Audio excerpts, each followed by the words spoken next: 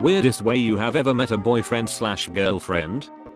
This is one of my all-time favorite life stories. I was 17 at a soccer game at a park in my hometown, and it got rained out. It was very heavy rain.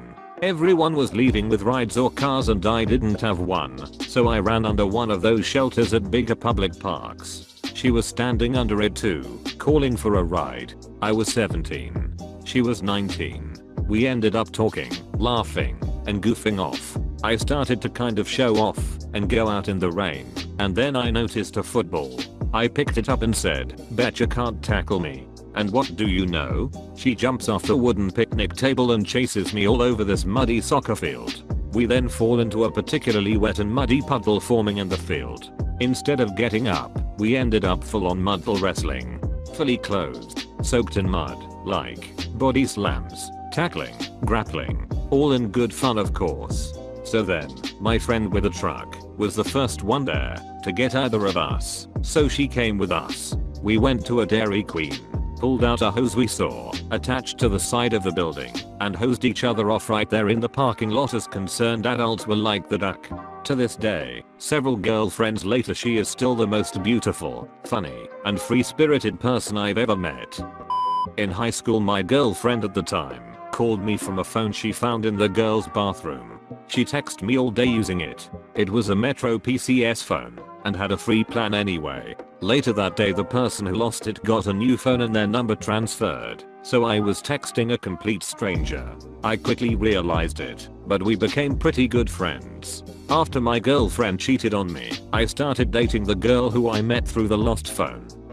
Had a crush on a girl freshman year who I'd always pass. She was in my dorm, and check out. She seemed like she might have either been really shy or shared mutual feelings, as she would look away and sometimes smile every time I would look at her. One night after this had gone on for a month or so, and I had already begun making plans to find out who this girl was, I was playing some video game alone in my room. Might have been Demon's Souls like a boss, and I hear someone come in and plop themselves on my bed. It was this girl, my crush, who had apparently drank a bit to get up the courage to come in my room and start talking to me. We ended up going out together that night with immediate chemistry, hooking up, and starting one of the longest, most complicated relationships I've ever had. Dunno if that's exactly weird, but I'm fond of the story. It all started with a poke. I found it amusing that you could poke someone that you aren't friends with on Facebook. So I decided to have some fun and creep out some people I've never met before. One person I poked happened to be a girl that my friend goes to school with. After she realized that she had no clue who I was, she messaged me, and I told her that I saw her on my friend's Facebook and I just wanted to creep someone out. A few years later, it turns out we have a ton in common, and she's the greatest thing that has happened in my life so far. I can't beat that. Congrats. But our story is kind of cute. I responded in desperately onto a series of ridiculous Craigslist ads for a new roommate, seeking alpha male, twins, etc. for the house of fine gentlemen. I didn't know what to expect, but I went to meet the future housemates. Apparently, the ads were made to be ridiculous in order to attract a housemate with a similar sense of humor. Immediately, I felt this fiery and reciprocal connection with the guy who answered the door. I filled out a sort of questionnaire which was full of talking points. We had a drink, did the house tour, and talked with the other housemate and another candidate for like 2 hours. The place was great, totally affordable, and across the street from my school/work. They picked me, and I moved in 2 weeks later. The crush and I stayed in touch to arrange the moving day, and when I moved in, I was freaking out a bit because I realized that the crush was only getting worse. I wondered if I had made a huge mistake. Luckily, he worked 16-hour days every day and wasn't around too much in the evenings. I thought this would make the situation bearable. But I felt really bad for him. He was always exhausted, and since I was studying Marxist theory at the time, in one of our conversations on moving day I recommended he check out a bit of Capital or the Communist Manifesto. The next day, the second day of my living there, he came home from work at 5 p.m.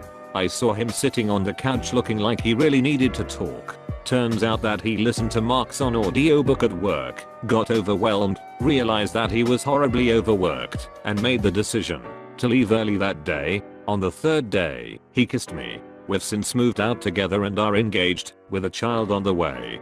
He's home by 6 most nights. I studied abroad in Morocco and met a beautiful Arab woman in the hotel I was staying at.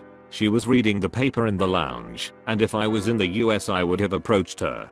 But, being sensitive to the culture, I did not. The next day, I found out she was the cultural director / Arabic professor of my study abroad program. We would talk on trips, and in the classroom, flirt harmlessly, etc. After about a month, she quit her job to work at another program. Long story short, a week after she quit her job she started coming on to me. We had sex about a week after that, and dated for a couple months.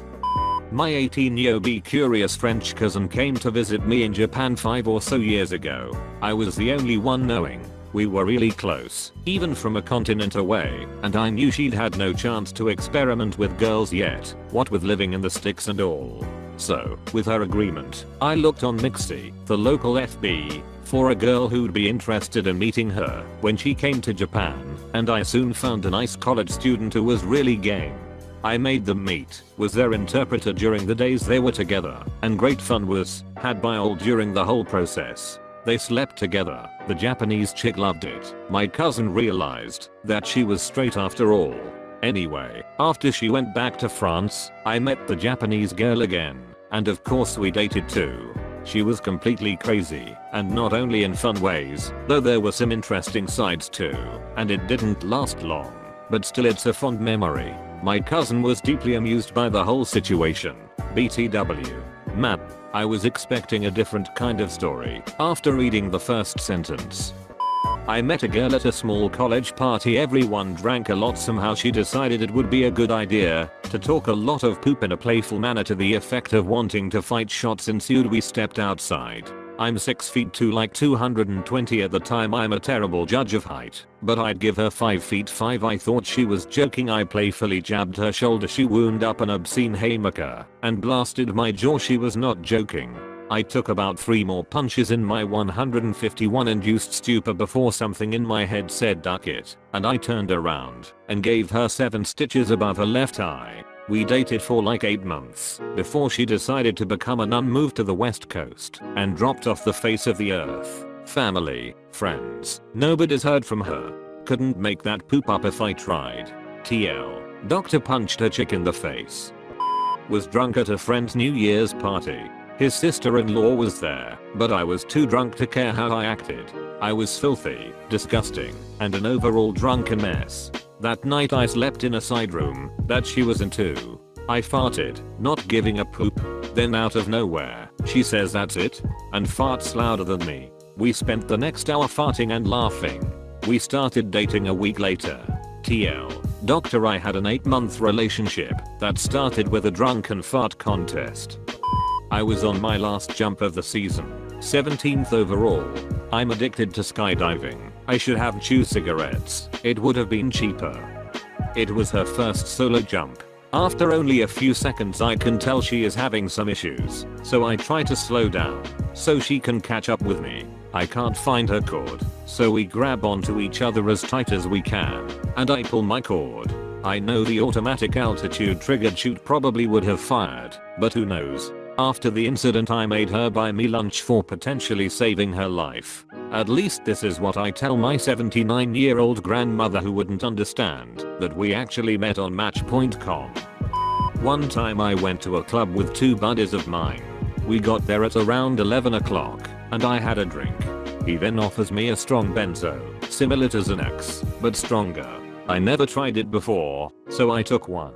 A few minutes later I ran into an acquaintance which was with an insanely hot girl. No bullpoop, she was the hottest girl in the place. I was introduced to her. Her name was Claudia. After about 30 minutes, I don't feel anything, so I ask my friend for another benzo. At this point it is still early in the night, probably around 11:45. Main DJ doesn't come on till 1 o'clock. Next thing I know, I'm waking up comfortably in my bed. I glance at the clock. It's 3 p.m. I look outside the window. My car isn't there. I have no wallet or cell phone. Eventually, I contact my friend who I was with. He brings my car back and explains that we were at the club partying until 4 AM. Then went to a diner. At the diner, apparently I passed out and brought the whole table, including utensils and food, down with me. Anyways, I told him that I was pissed that I didn't hit on that girl. At around 6 o'clock I get a call on my cell phone. The name that comes up was CL23PJ. It was Claudia. I suspect the CL23PJ was me trying to type Claudia in my drunken state. Anyways, we dated for a while, and it was awesome. TL. Doctor met a hot girl while blacked out. She became my girlfriend.